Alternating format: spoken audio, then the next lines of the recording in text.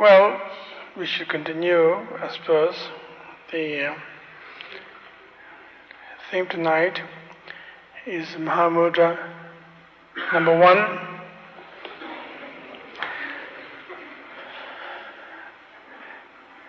In connection with the Milarepa's life.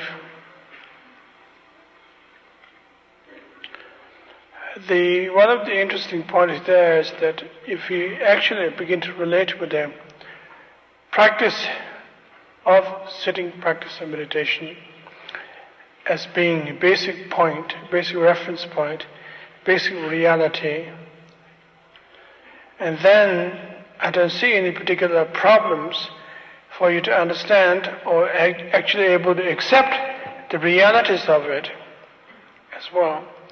Whereas, if we have some problems connected with that we are studying this whole workshop here, or course here, as purely based on anthropological studies of the religions of Tibet, or religions of the Tibetan tradition that come from Milarepa, and you might have some difficulties understanding. And that seems to be one of the basic points that we have to realize. And often I try to be very clear, eloquent as much as I could in presenting everything we discuss. But a lot of people have a problem in understanding it in terms of a concept. And that difficulty always comes from some sense of lack of a sympathetic attitude, which is largely based on not able to practice properly, so therefore everything becomes a great white hope in your dream. So it doesn't make much sense. So,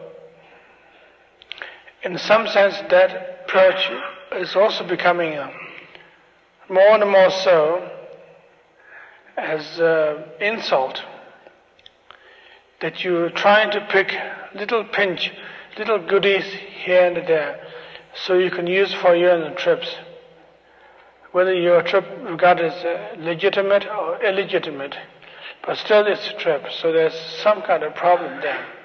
So it is very important for us to actually try to practice several levels of degrees, 5 minutes, 5 hours of sitting practice, meditation, of some kind of taste in your own mind is very important, because we are basically talking about our own mind at this point, but nothing else. So if you are not understanding, if you do not understand what your mind is all about, then we have a problem, the difficulties in that situation, in understanding the teachings, the doctrines as well. So that begin to develop some sense of what's known as the self-secret, that if you don't practice, you don't understand.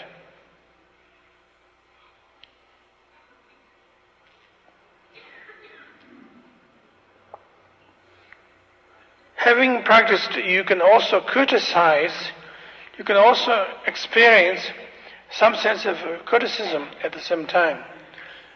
So what we are saying here is not so much that everybody should just go along with the whole thing and become meditator particularly, but in order to become actually a good person who criticizes the whole thing, you actually have to say, if you feel critical,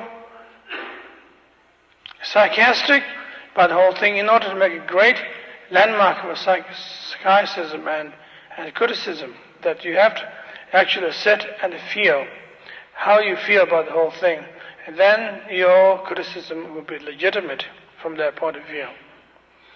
And today, since the Mahamudra 1, we are talking about the 2 sections of the experience of the Mahamudra, which is nothing particularly extraordinary at all. And it is just slowly starting from the beginning. The journey to Mahamudra is, again, not discussing the possibilities of seeing great visions and eating great mushrooms.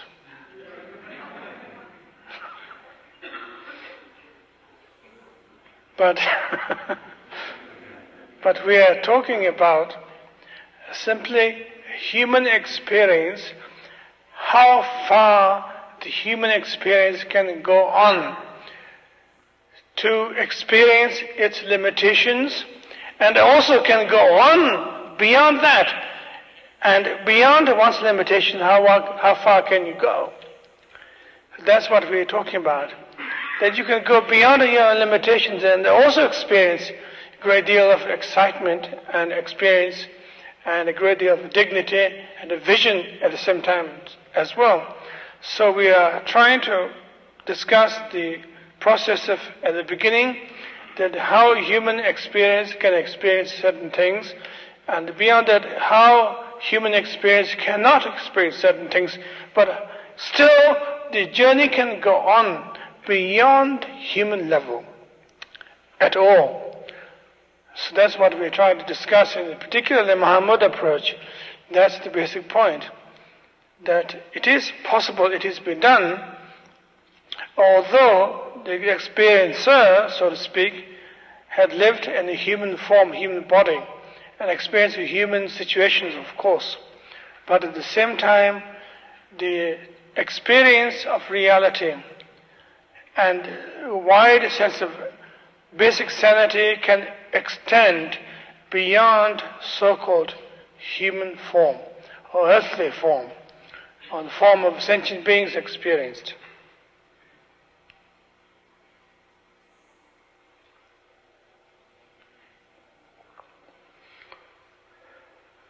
So tonight we have two stages that I prepared to discuss with you, and they are connected with the first one is the human experience, and that human experience is about to go beyond its possibilities, which is the second experience.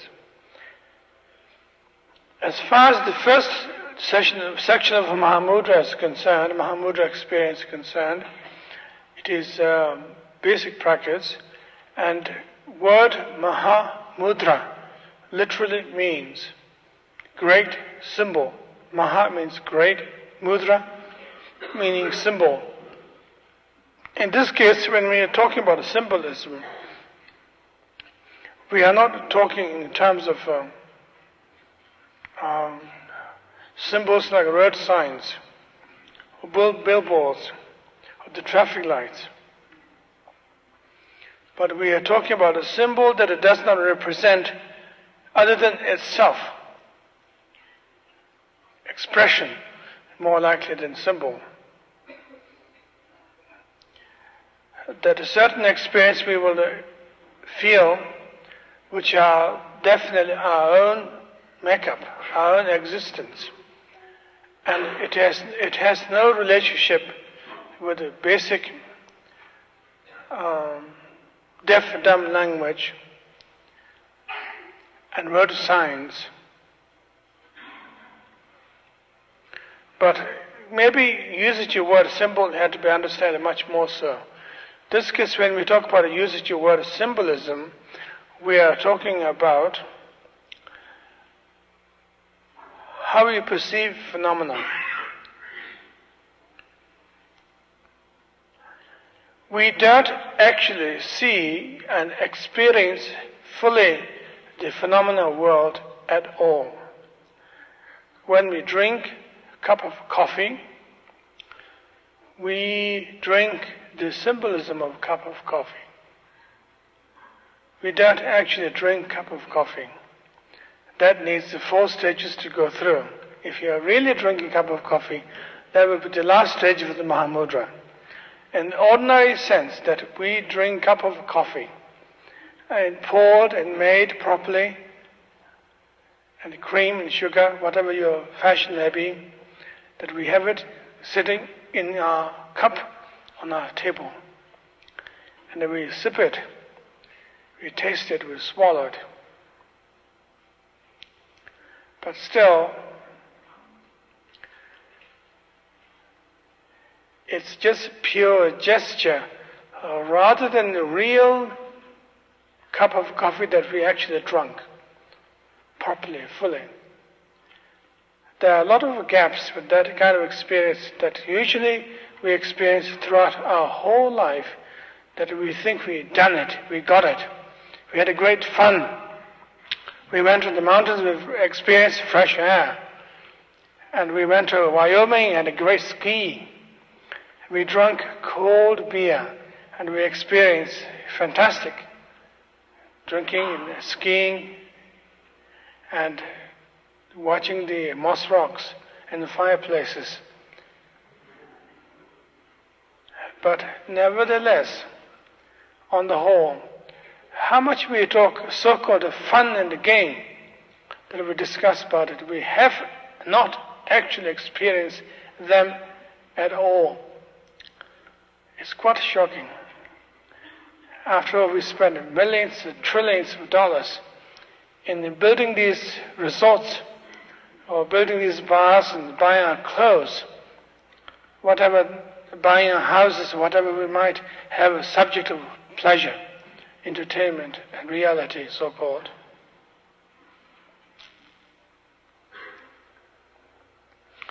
But actually, as a matter of fact, that we haven't actually experienced quarter of a cent pleasure at all. Purely everything's a wooden nickel. Nothing is a real experience. That we are simply still adolescent. And the kids have a plastic truck trying to clash with another one. Wow! We had a great clash, traffic jam. And you throw your airplane on the wall. Wow! Air crash. Fantastic. That's what we've been doing so far. And that actual simple presentation of the toy world is more of a mockery of society and the world and experience to reality. Maybe it's a great game. We could just simply do that than do the other ones. But simply, that's difficult for us. I suppose we don't make money out of them.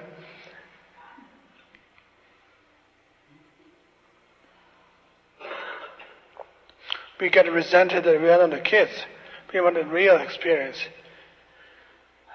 So that level of symbolism is concerned is very, very bizarre. That we as human beings who are serious, grown up, real world, we're in the real world, and we begin to feel we're doing the real things. But at the same time, that we've been given all these toys. We buy in the toy money, we sell it in the toy money, we use it as toys, everything that we do. And that concept is actually expressed in the Buddhist tradition. Instead of using the word toy, according to the traditional word, we use illusion.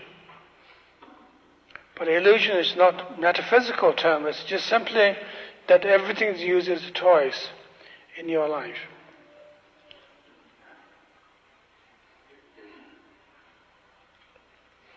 So everybody is a somewhat grown-up child, but still adolescent, a level of infanthood.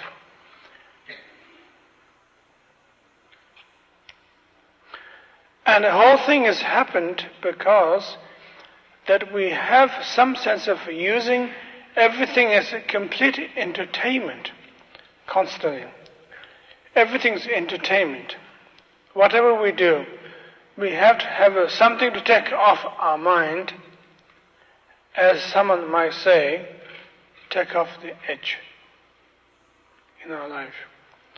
We simply try to just smooth things out whether it is pleasant or unpleasant, both can smooth things out. And we are trying to grope into a situation so pathetically all the time. And that is not particularly regarded as problematic, or that is not particularly regarded as you are committing cardinal sin necessarily at all.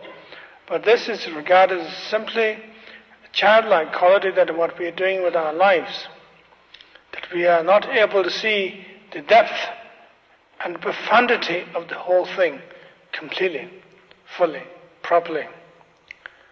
And there is some problem exists with that. And traditional Buddhist term for that is what's called dual fixation. Ninzin, ni meaning true, zin is holding, fixation, dual fixation.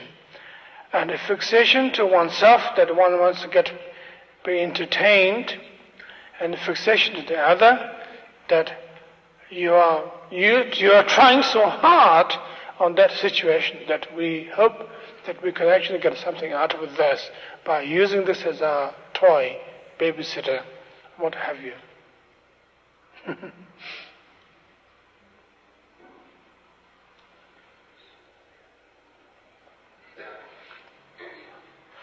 Once our mind is split into the two situations of this and that, then we have a problem there. That we can no longer concentrate on the one-pointed situations at all. Our mind is constantly a double needle with one hole for the thread.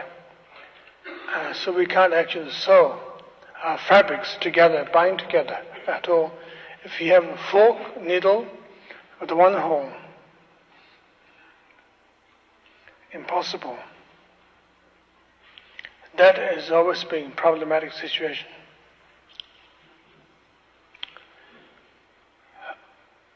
This is nothing to do with that you are not having, we haven't had enough instructions from the spiritual world or enough instructions from the secular world, but simply that we have been fooling ourselves constantly, properly and fully, that we are actually trying to deceive ourselves constantly. That presents that kind of problem. It is very complex, confused, but on the other hand, it could be quite possibly very simple, extremely simple and direct. The first stage of Mahamudra here that we are talking about is one-pointedness. How can we actually to bring about some sense of oneness, one experience, without fighting inwardly and outwardly simultaneously? Schizophrenic level, how can we actually do such a thing at all? And that is a big question, how can we do it? I'm sure you obviously will say, tell us the great secret and the profound great miracle. Give us the greatest enlightened drug which you can eat and drink. And I'm at your service. I'm at your service doesn't really help particularly. You should be at your service. And there's no miracles at all. Everything is homemade. It's a different kind of homemade than the Ginsberg talk the other day. It's a genuine homemade that comes from family recipe for 2,500 years.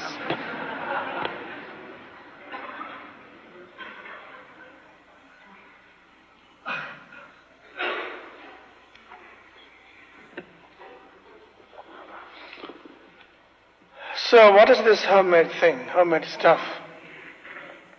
Nothing extraordinary particularly. It has three factors, if I might say so. Begin at the beginning and proceed with the beginning. And push at that point. Push with the beginning. So beginning at the beginning is some sense of nausea, reluctant to our life situations, surrendering our problems to our life, that we want to indulge the spirituality, we want to indulge our life situation, and we want to actually indulge our sense of confusion. And if you don't accept the whole thing as a confusion and chaos and the big pain, suffering, that we can't actually experience anything at all.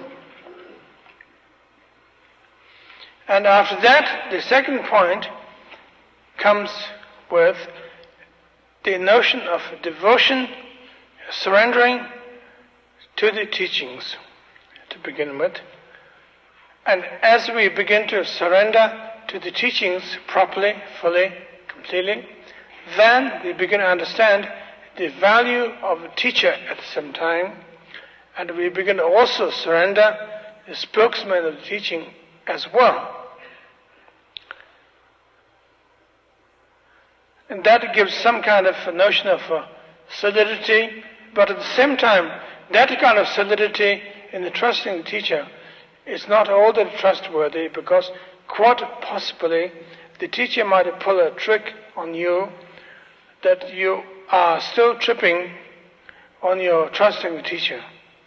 So the teacher is supposedly quite aware of the whole situation, so therefore it is a trustworthy situation, although it is not a very comfortable situation. Like, as they say, as snug as bug in the rug.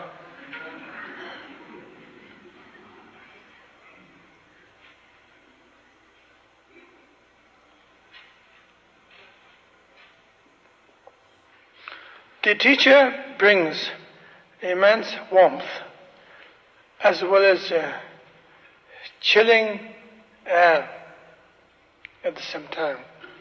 And the combination of the two makes teacher a valid person, Vajra master, and a valid authority, because the teacher is not indulging in his own seduction or his own aggression either. So both of those situations are played together. What might be the appropriate situation for the student to do so? And third thing that we're discussing here is actually to have basic one-pointedness. One-pointedness here representing that the question of confusion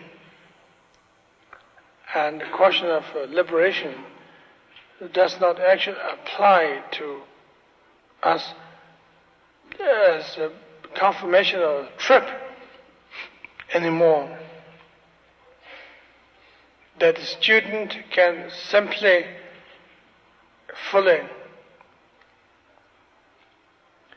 pinpoint the soul situations, soul point that we'll be discussing early on in our course, the private parts that we'll be discussing. And that is the point where that private parts and confusion and embarrassment of that particular situation, that embarrassment of that particular situation could become real source of one-pointedness, where we begin to see that one pinpoint can be actually pointed out to one soul situation of a whole universe. We don't have to actually spread the poison everywhere, but we can actually pinpoint that one point is pleasure as well as it is pain at the same time. That pain and pleasure are one in the one-pointedness, because it represents everything. It represents goodness, it also represents badness at the same time. So that one-pointedness actually becomes a very important point at this level, having already gone through understanding of one's suffering and dedication to the teacher, then one begins to understand the one-pointedness at the same time, which is no particularly big problem. And then we have the second section of the two stages Mahamudra. Second one that we're talking about is the basic headline, so to speak, is that of simplicity. Tibetan word for that is Chögyam, which is spelled as T-R-O-T-R-E-L.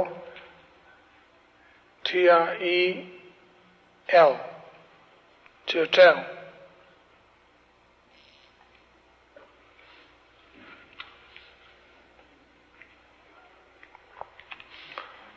That simplicity we're talking about in the second stage of Mahamudra is connected with some sense of one-pointedness.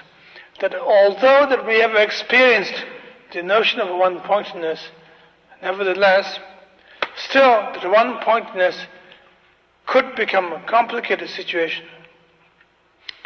It has the problems of emotional security. It has also the possibilities of rational mind analyzing the whole thing, of one-pointedness.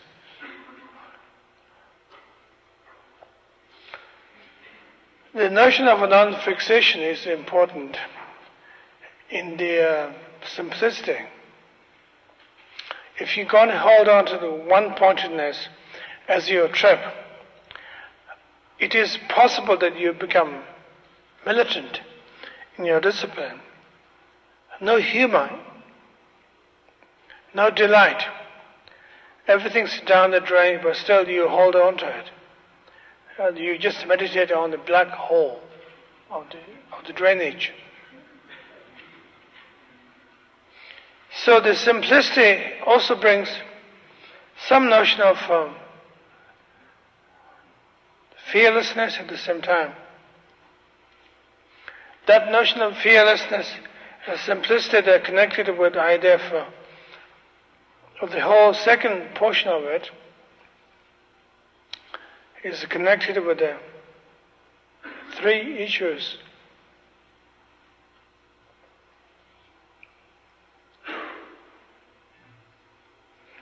That seeing the complications of one taste, first of all. That one taste could be a trip, and also seeing the complications of the simplicity, which could be a ego-centered, aggressive approach, where there is no gentleness involved with oneself as well as to others. When you want to simplify your life, the first thing you do is that you cut out your relatives, your relative reference point. And if you ask somebody that your life seems to be very simple and you're being in a hermitage, and how you like it, well, I said that my relatives and my parents don't like this, but I don't try to talk to them particularly, keep my life simple. And my friends think I am a strange person, and I do such strange things. I try to keep myself away from that, just cut it out. And the other thing that I'm relating with my teacher and my teaching, I have a simple fried egg every day, and I live in my little place, whatever that may be. I make everything very simple. So everything seems to become internalized completely. And there's no sense of real simplicity involved. It's chickening out rather than simplicizing the whole thing.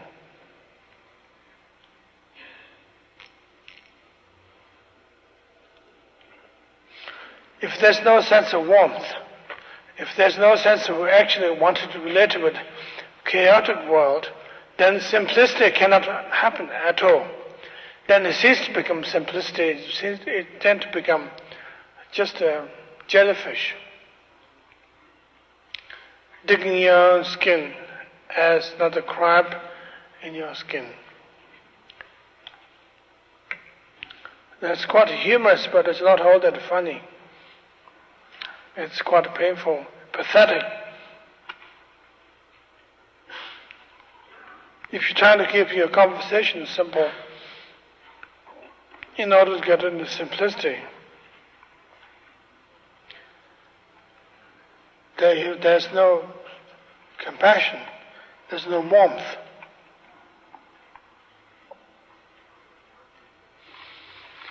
So the second stage of the Mahamudra that we are discussing right at this point needs a lot of compassion, a lot of willing to communicate, as well as to keep simple, which is part of the compassion.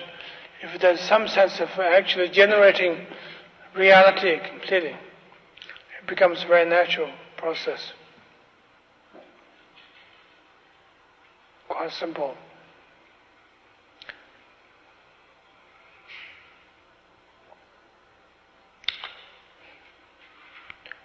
Well, I think that's it tonight.